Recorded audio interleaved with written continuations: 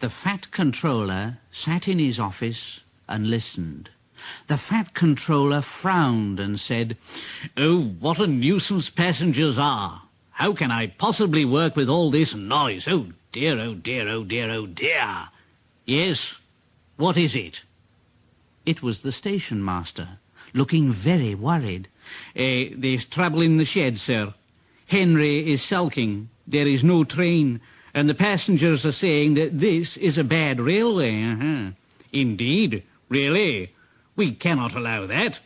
Now, will you quieten the passengers, please, and I will go and speak to Henry."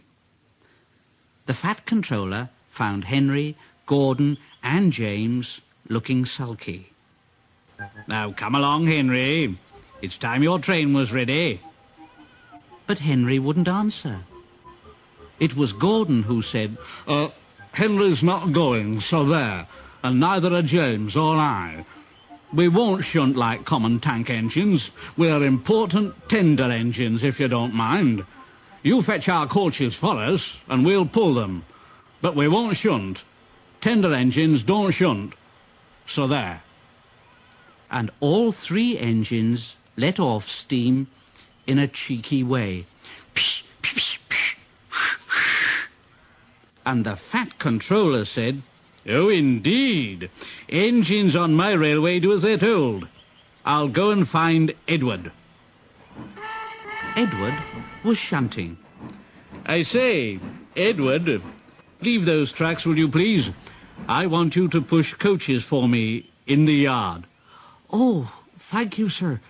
That will be a nice change." "That's a good engine. Off you go then." So Edward found coaches for the three engines, and that day the trains ran as usual.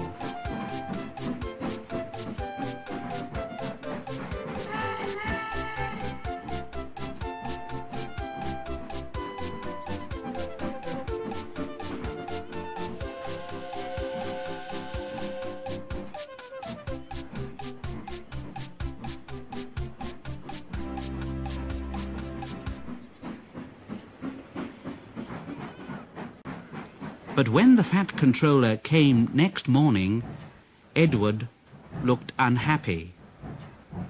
Gordon came past, clanking and hissing very rudely.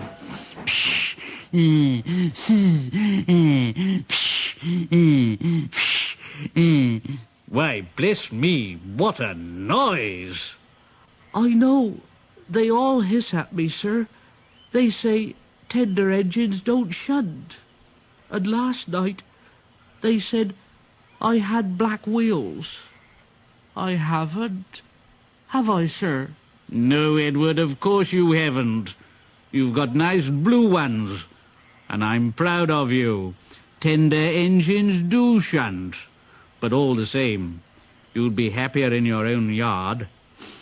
We need a tank engine here." And the Fat Controller went to an engine workshop and saw all sorts of tank engines. At last he saw a smart little green engine. Yes, I think so. That's the one. I say there, if I choose you, will you work hard?" Oh, sir. Yes, sir. Yes, sir." "That's a good engine. I'll call you, Percy. Yes, Percy. Do you like that, Percy?" "Oh, yes, sir. Thank you, sir. Yes, sir." So the Fat Controller drove Percy back to the yard and introduced him to Edward. Percy soon learned what he had to do, and they had a happy afternoon.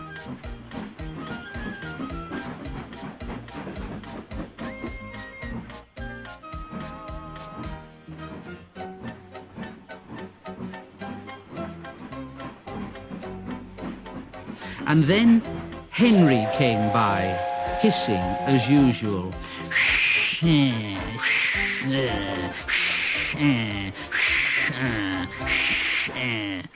But Percy just went. That really frightened Henry. He jumped and ran away. Edward laughed and said, Oh, how beautifully you whooshed him, Percy. I can't make a noise like that. Oh, that's nothing. You should hear them in the workshops. You have to make a noise like that to be heard. Next morning, Thomas arrived. Hello, Edward. Oh, hello, Thomas. The Fat Controller sent for me.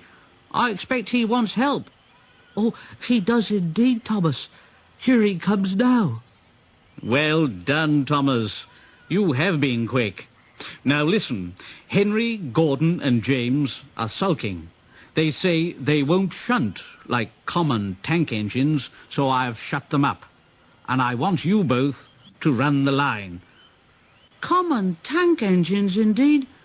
We'll show them. Well done, Thomas.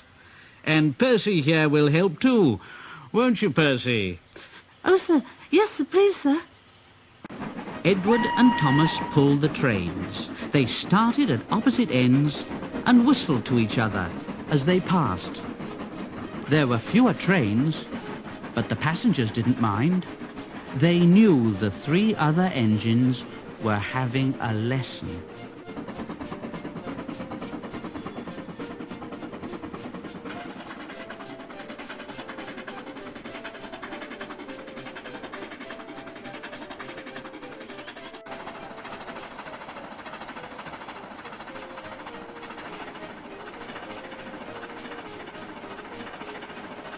Henry, Gordon and James stayed shut in the shed and were cold, lonely and miserable.